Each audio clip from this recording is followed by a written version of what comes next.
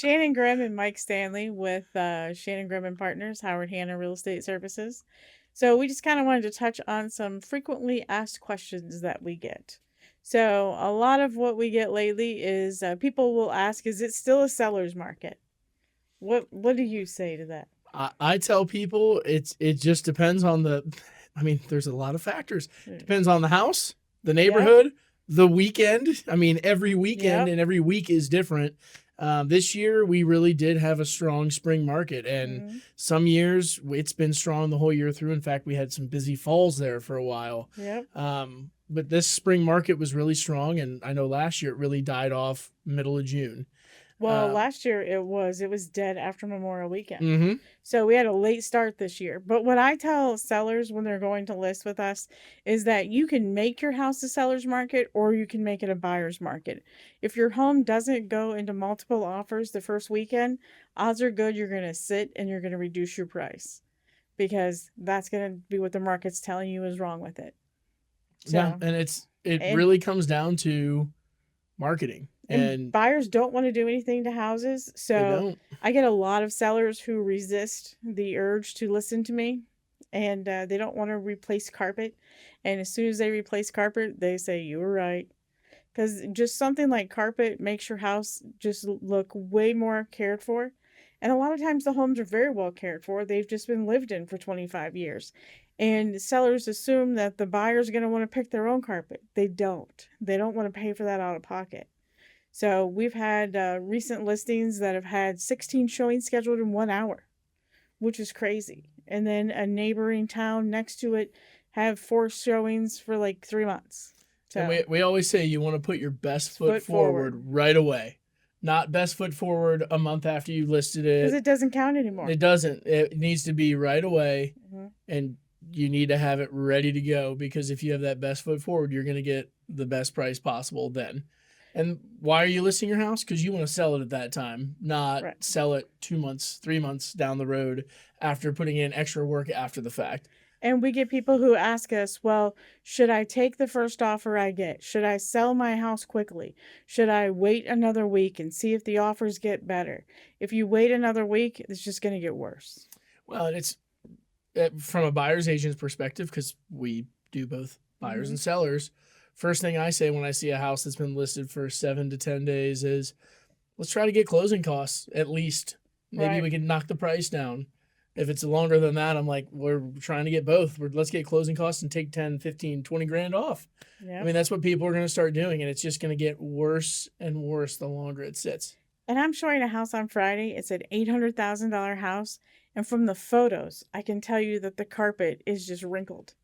So, like, they had a bad carpet install. So, that's going to affect how quickly that home goes. Location and that sort of stuff isn't going to matter because now the home looks like it wasn't cared for. But another question that we get asked and people don't understand is what is the appraisal gap? The appraisal gap coverage. What does that mean to cover an appraisal gap? So if you have been new to the market and you haven't been involved in a multiple offer situation, that's what sellers are going to expect. They're going to expect if you go over that you're going to cover the appraisal gap. And So that means, let's say you're buying a house and you're putting 20% down.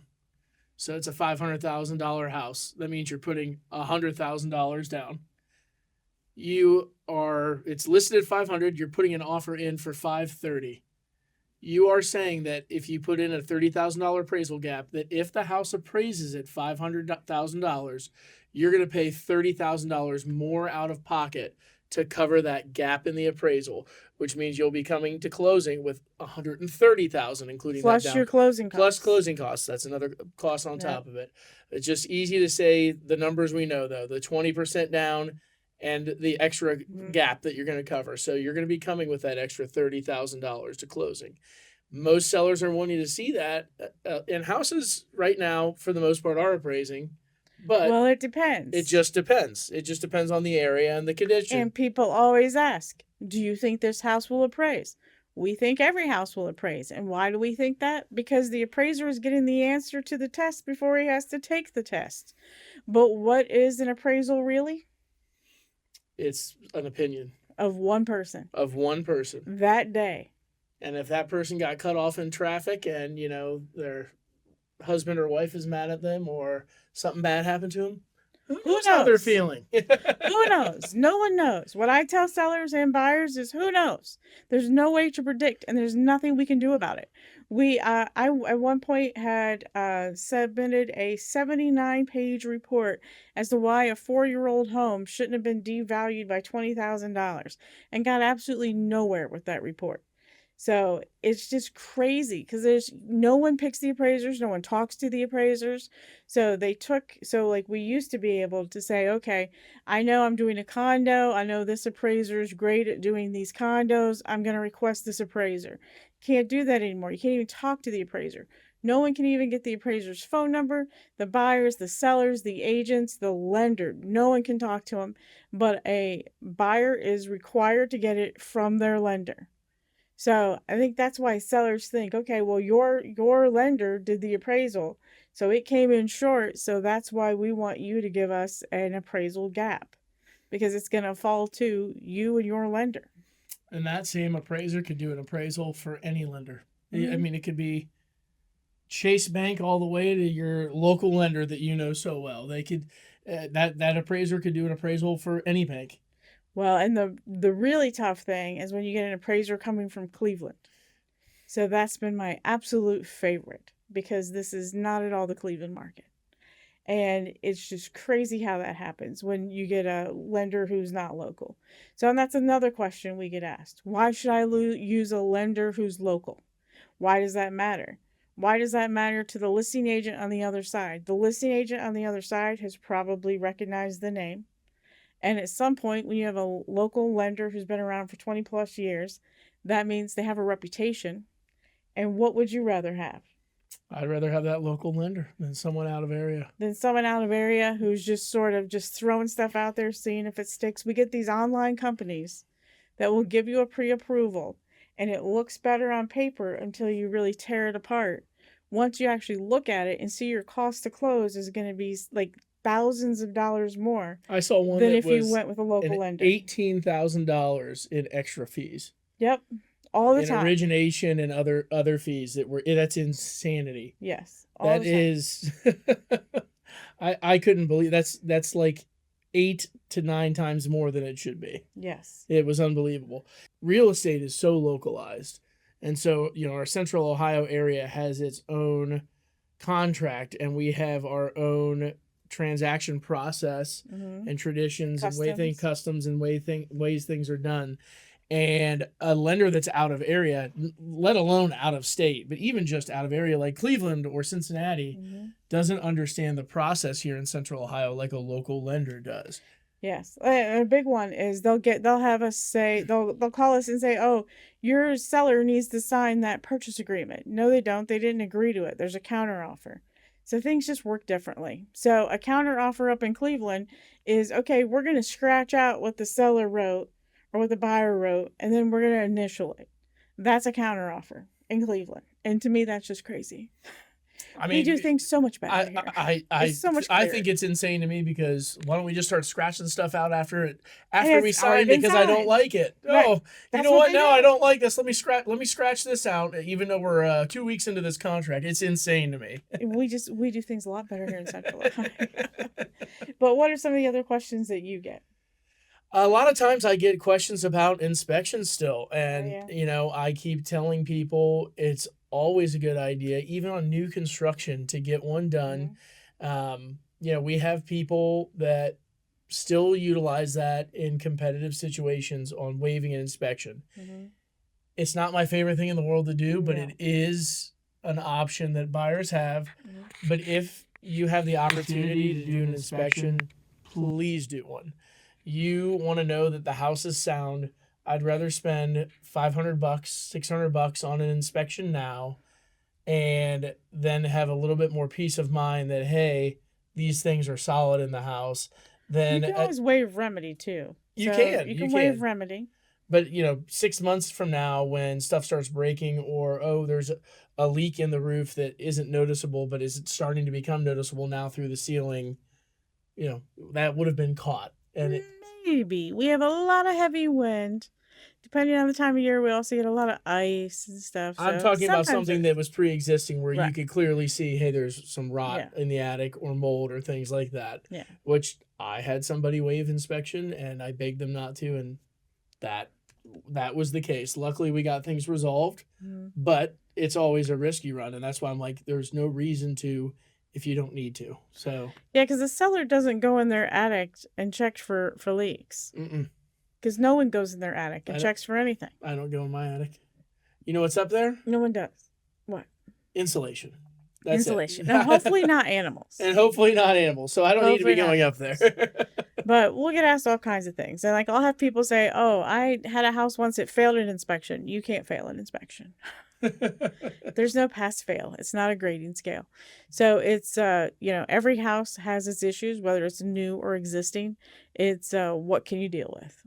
So Another one I hear all the time is, should I get pre-approved now because I'm starting to look for homes. I might not move for 3, 4, 5 months, and I always tell them, why would you start looking for a home if you don't know what you are approved for? mm-hmm. So of course, if I'm looking at houses, I'm going to start looking at $700,000 houses, 800.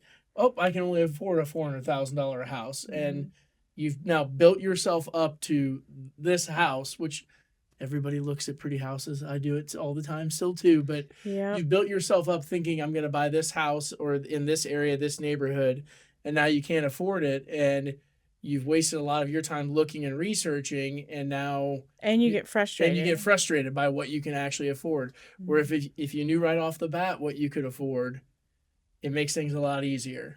Mm-hmm. And you'll be a lot happier in the end, and your research will be for what you're looking for, actually. Yes.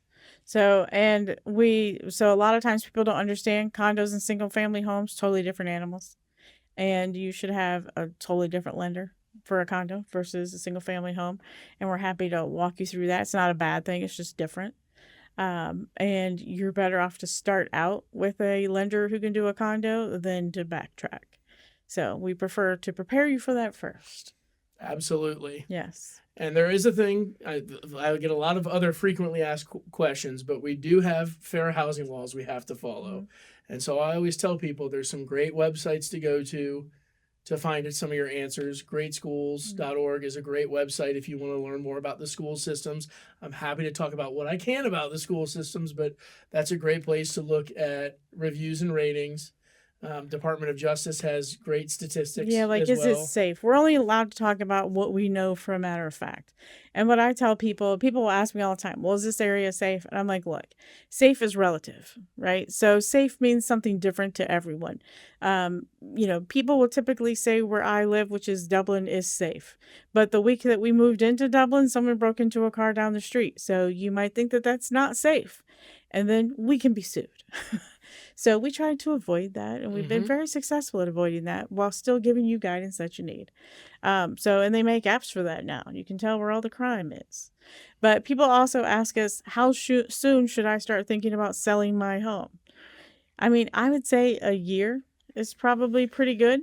A year is a great time to be able to do it, and be able to do it with less stress. Well, right, because we can go in, we can tell you what you should and shouldn't do. People have an idea in their head of what they should do. That's not always what you really should do. And we're really good at going in and telling you the fixes to do with the least amount of money out of pocket that will gain you the most money and benefit you the best. A year in advance, you have a year to time those fixes out to where you're not 2 weeks before listing shoving all this money out and scheduling all these things to happen at once. You're scheduling it out, and this is why you're cleaning the house and getting rid of things and moving things. And it's just very impactful over a year to be able to do that. Yes. And have your house looking pristine by the time it's ready to be listed. Yes. Any other big frequently asked question that you get? I mean, I think those are the big ones you hit. And honestly, we've turned around and gotten houses listed within days. We can do it. I actually did one once in an hour. Yep. I said, I'm going to need an hour to do the paperwork. And went back to my office, did the paperwork, went over, photographed it, had it on the MLS, and it sold within a day. Yeah, and we can do it. We know how to market We it. can do it. We know how to make sure to make things impactful and get things ready and get it out there. But if you want to make it a little easier on yourself, give yourself 6 months to a year. I know that's not always possible, and if it's not, we can come in and help make an impact right away. And we take the same care with your, $100,000 house that we do with a $1-2 million house. So we do Absolutely. the same care, same marketing. Well, not same marketing, but a lot of the same stuff to get you out there and in front of the public first. So, Absolutely. all right. Well, thanks for joining us again. Hopefully, we cleared up some questions. Remember to like, comment, subscribe, and hit that notification bell at 614 Real Estate Nerds and at Shannon Grimm Realtor. Thank you.